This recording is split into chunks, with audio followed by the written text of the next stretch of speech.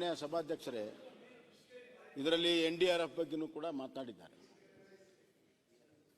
ಇವತ್ತು NDRF ಮೊದಲೆಲ್ಲ ಒಂದು ಎಕರೆಗೆ 2,000 ರೂಪಾಯಿ, ಮನೆ ಬಿದ್ದರೆ 2,000 ರೂಪಾಯಿ, ಅದೆಲ್ಲ ಎನ್ಹಾನ್ಸ್ ಮಾಡಿದ್ದು ನರೇಂದ್ರ ಮೋದಿ ಅವ್ರ ಕಾಲದಲ್ಲಿ. 6,000 ರೂಪಾಯಿಗೆ ಒಣ ಬೇಸಾಯ, 13,000 ರೂಪಾಯಿಗೆ ನೀರಾವರಿ, 28,000 ರೂಪಾಯಿ ತೋಟಪಟ್ಟಿಗೆ ಹೆಚ್ಚಿಗೆ ಮಾಡಿದ್ದು ನಮ್ಮ ಕಾಲದಲ್ಲಿ.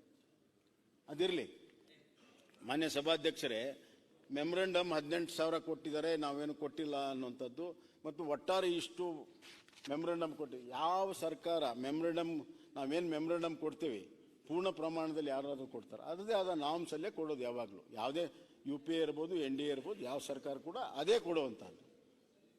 ನಾವು 18,000 ಕೊಟ್ಟಿದ್ದೀವಿ, 18,000 ಕೊಟ್ಟಿದ್ದೇವೆ ನಿಜ. ನಾಮ್ಸಲ್ಲಿ ಏನು ಬರುತ್ತೆ ಅದು ಕೊಡ್ತಾರೆ. ಅಲ್ಲ, ಒಂದೇ ನಿಮಿಷ ನೋಡಿ ಸ್ವಾಮಿ, ಮನಮೋಹನ್ ಸಿಂಗ್ ಇದ್ದಾಗಲೂ 9 ತಿಂಗಳಿಗೆ ಕೊಟ್ಟಿದ್ದು ಬರಗಾಲದ. ನಮ್ಮ ಕಾಲದಲ್ಲಿ ಕೂಡ ಇಮಿಡಿಯೇಟ್ಲಿ ಕೊಡಲಿಲ್ಲ. ನಮ್ಮದೇ ಅಲ್ಲಿ ಇದ್ದಿದ್ರು ಕೂಡ ಪ್ರವಾಹ ಬಂದಾಗ ಕೊಡಲಿಲ್ಲ. ಆದರೆ ನಾವು ನಿಮ್ಮಂಗೆ ಕೈ ಕಟ್ಕೊಂಡು ಸುಮ್ಮನೆ ಕುಂದಿರಲಿಲ್ಲ. ಮನೆ ಬಿದ್ದಿದ್ದನ್ನು 5 ಲಕ್ಷ ರೂಪಾಯಿವರೆಗೂ ಕೊಟ್ವಿ ಯಡಿಯೂರಪ್ಪರ ಕಾಲದಲ್ಲಿ. ಮತ್ತೆ ಒಣ ಬೇಸಾಯ 6,300 ಕೇಂದ್ರ ಸರ್ಕಾರ ಕೊಟ್ಟರೆ ನಾವು 13,000 ಒಂದು ಹೆಕ್ಟರ್ಗೆ ನಾನು ಕೊಟ್ಟಿದ್ದೀವಿ. 13,000 ಇದು ಇದ್ರೆ 25,000 ನೀರಾವರಿಗೆ ನಾವು ರಾಜ್ಯ ಸರ್ಕಾರದಿಂದ ಕೊಟ್ಟಿದ್ದೇವೆ. ಇದು ನಮ್ಮ ಬದ್ಧತೆ, ರೈತರ ಪರವಾಗಿ ಗ್ರಾಮೀಣ ಬದುಕನ್ನು ಬದುಕಿಸುವ ಸಲುವಾಗಿ ನಮ್ಮ ಬದ್ಧತೆ. ನೀವು ಮಾಡ್ಬೋದಾಗಿತ್ತು. ನೀವು 13,000 ಬೇಡ, 6,500 ನೀವು ಕೊಟ್ಟು ಆಮೇಲೆ ತಗೋಬೋದಾಗಿತ್ತು. ಆದ್ರೆ ಮಾಡೋಕ್ಕಾಗಲ್ಲ ನಿಮಗೆ. ಏನು 2,000 ಕೊಡ್ತೀರಿ, ಅದರಲ್ಲಿ ಈಗಾಗಲೇ 2 ಕಂತು ಬಂದಿದೆ, 680 ಕೋಟಿ ರೂಪಾಯಿ. ಅದನ್ನೇ ಈಗ ನೀವು ರೈತರಿಗೆ 2,000 ಕೊಟ್ಟಾಯ್ತದ್ದು. ಅದರಲ್ಲಿ 75% ಕೇಂದ್ರ ಸರ್ಕಾರ, 25% ರಾಜ್ಯ ಸರ್ಕಾರ. ನಿಮ್ಮ ಬದ್ಧತೆ ಏನಿದೆ? ಒಂದು ಕಡೆ ಕಿಸಾನ್ ಸನ್ಮಾನ್ ಯೋಜನೆಯ 4,000 ರೂಪಾಯಿನೂ ಕೂಡ ನಿಲ್ಲಿಸಿದ್ರಿ. ಅದಕ್ಕಿಂತ ಹೆಚ್ಚಾಗಿ ಮಾನ್ಯ ಸಭಾಧ್ಯಕ್ಷರೇ, ಈಗ ನಾನು ರೈತ ವಿದ್ಯಾನಿಧಿ, ಮೀನುಗಾರರಿಗೆ, ನೇಕಾರರಿಗೆ, ಎಲ್ಲ ಕಸಬುಗಳಿಗೆ ನಾವೇನು ಮಾಡಿದ್ವಿ, ನಿನ್ನೆ ಒಂದು ಆದೇಶ ಹೊರಡಿಸಿದ್ದಾರೆ.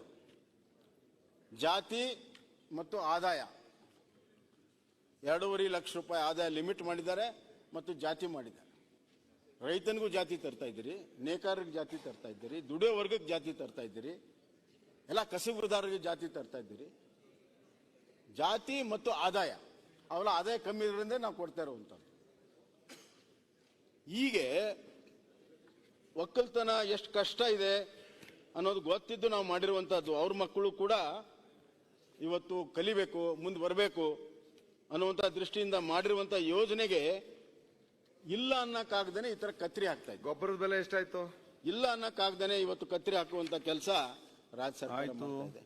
ಇದು ನಿಮ್ಮ ಪ್ರಗತಿಪರವಾದಂಥ ಚಿಂತನೆನಾ, ರೈತರ ಬಗ್ಗೆ ಇರುವಂಥ ಚಿಂತನೆನಾ, ಬಡವರ ಬಗ್ಗೆ ಇರುವಂಥ ಚಿಂತನೆನಾ? ನಾನು ಕೇಳ್ತೀನಿ, ಇದರ ಅವಶ್ಯಕತೆ ಏನಿದೆ? ಯಾರು ಶಾಲೆಗೆ ಹೋಗ್ತಾರೆ, ಶಾಲೆ ಸರ್ಟಿಫಿಕೇಟ್ ಯಾರು ಕೊಡ್ತಾರೆ ಅವ್ರಿಗೆ ಮಾತ್ರ, ಎಲ್ಲರಿಗೂ ಅಲ್ಲ. ಯಾರು ಕಾಲೇಜಿಗೆ ಹೋಗ್ತಾರೆ ಅವ್ರಿಗೆ ಇದರ ಅವಶ್ಯಕತೆ ಇರುವಂಥದ್ದು. ಸುಮಾರು 11 ಲಕ್ಷ ಜನ ವಿದ್ಯಾರ್ಥಿಗಳಿಗೆ ಲಾಭ ಆಗ್ತದೆ, ರೈತರ ಮಕ್ಕಳಿಗೆ ಲಾಭ ಆಗ್ತದೆ. ರೈತರ ಪರಿಸ್ಥಿತಿ ಸಂಕಷ್ಟದಲ್ಲಿದೆ. ಅವನ ಮಕ್ಕಳಿಗೆ ವಿದ್ಯಾಭ್ಯಾಸ ಮಾಡ್ದೇನೆ ಸಾಕಷ್ಟು ಮಕ್ಕಳು ಇವತ್ತು ವಿದ್ಯಾ ಬಿಟ್ಟು ಹಳ್ಳಿಗಳಲ್ಲಿ ಓಡಾಡ್ತಾ ಇದ್ದಾರೆ. 2,000 ರೂಪಾಯಿ ರೈತರ ಮಕ್ಕಳಿಗೆ ಸಹಾಯ ಆಗುದಿಲ್ವಾ? ಒಂದೇ ನಿಮಿಷ ರೀ, ನಾ ಮಾತಾಡ್ತೇನೆ, ಆಮೇಲೆ ನೀವೇನೋ ಮಾತಾಡಿ. ಸರ್ ತಪ್ಪಾಗಿ ನೀನ್ ಆಗ್ಲೇ ಹೇಳ್ಬೇಡಪ್ಪ. ನೀವು ಮುಖ್ಯಮಂತ್ರಿಗಳಾಗಿ ನಿಲ್ತು, ನಿಮ್ ಕಾಲದಲ್ಲೂ ನಿಂತಿದೆ. ಗಳಿಗೆ ಕೇಂದ್ರದ ಸ್ಕಾಲರ್ಶಿಪ್ ಯಾಕೆ ನಿಲ್ಲಿಸ್ತೀರಿ ಮಾಡಿ?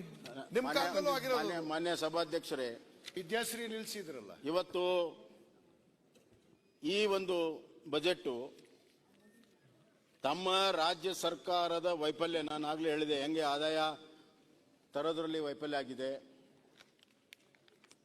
ಹೆಂಗೆ ಹಣಕಾಸಿನ ನಿರ್ವಹಣೆಯಲ್ಲಿ ವೈಫಲ್ಯ ಆಗಿದೆ, ಹೆಂಗೆ 103% ಕಮಿಟೆಡ್ ಎಕ್ಸ್ಪೆಂಡಿಚರ್ ಮಾಡಿ ಅಭಿವೃದ್ಧಿ ಶೂನ್ಯವಾಗಿರುವಂತಹ ಬಜೆಟ್ ಕಳೆದ 1 ವರ್ಷದಿಂದ ಹೆಂಗಾಗಿದೆ. ಮಾನ್ಯ ಸಭಾಧ್ಯಕ್ಷರೇ, ಇನ್ನೊಂದು ಯಾವ ಯಾವ ಇಲಾಖೆಯಲ್ಲಿ ಎಷ್ಟೆಷ್ಟು ಖರ್ಚಾಗಿದೆ ತಾವು ನೋಡ್ಬಿಡಿ ಜನವರಿವರೆಗೂ.